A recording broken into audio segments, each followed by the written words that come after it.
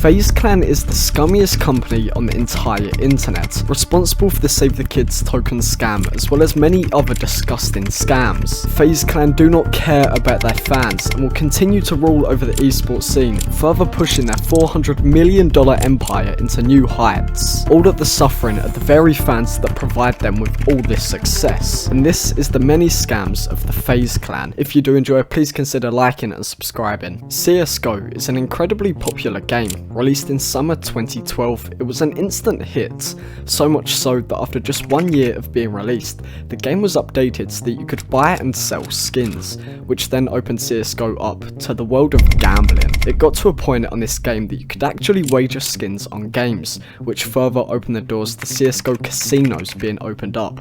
So how did these casinos promote themselves, and how does this link to FaZe? Well, casinos would pay influencers to gamble on their site and fix the odds in their favour to make it appear to viewers they were winning more times than usual, encouraging viewers to visit the site themselves, and this was the meta for a while. Although when CSGO issued cease and desist letters to many of these sites, influencers like FaZe Banks realised this industry wouldn't be around long, and it was time to suck the market dry. So that is exactly what FaZe Rain and FaZe Banks did. They set up CSGO Wild, a gambling website, and promoted it through giving their friends money on the site and making them make videos on the website while fixing their odds in their favour. FaZe Banks has said himself that to legally run this entire operation, they had to purchase a house in the Caribbean and guard it with guns in order to suck the pennies out of their young, impressionable audience. And this generated FaZe $200,000 a day.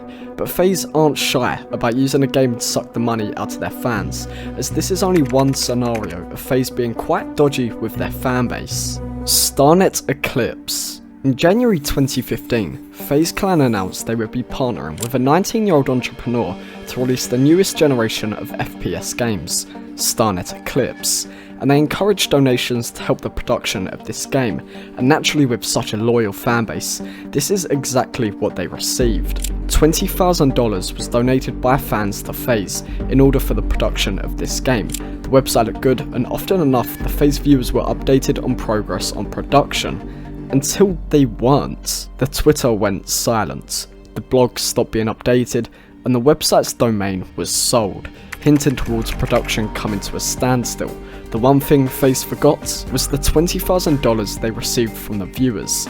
Yes, everyone who donated to FaZe for this game lost their money and received nothing in compensation. My name is kloudo, and if you're liking the video so far, please do consider subscribing, as I'm on a mission for YouTube plaque. Also, when I reach 500 Twitter followers, I'm giving away money, so if you want to win money and you like me, save the kids. If you haven't heard of this crypto scam involving multiple members of FaZe, you must be living under a rock. Save the Kids was not only a complete lie, the coin was a total pump and dump. This was marketed as a charity coin, in which every purchase, 8% was donated to a charity. The project was launched on the 5th of June 2021, being promoted by several creators as the next big thing. But almost immediately after the coin was launched, many of the creators who promoted it took out their money, and the price plummeted down to below half a single cent. And thanks to research by CoffeeZilla, we know that allegedly, Jarvis immediately sold 2/3 of his coins, Neekon sold 1/3 of his coins, and Kay sold nearly his entire collection. So while these rich influencers got richer, they left their fanbase to suffer the consequences. Yet supposedly FaZe had no involvement. FaZe Banks, the CEO of FaZe, had no clue this was going on. He just had no idea, which doesn't make sense, as Kay claims one of the masterminds behind this was an employee of FaZe. So 5 main culprits of this scam being FaZe members still supposedly correlates to FaZe not being involved. But who is this mastermind behind the Save the Kids scam? Sam Pepper, the man behind it all. Kay's cameraman, Banks' merchandise employee, and one of the biggest creative influences at FaZe, who is also known for being a complete lying, scamming scumbag. Sam has been involved in an odd amount of scams, even for an influencer. He pump and dumped a coin called Pug, he DM'd his followers about buying into his NFT project, and really has no limits to manipulating his audience into making his own pockets deeper. So with people like that running FaZe, and others like that working for FaZe, it is no secret they will continue to suck their fanbase dry for revenue. So now we understand the many scams from the FaZe Clan. We need to know how one side of YouTube is completely fake. Luckily, this video has you covered.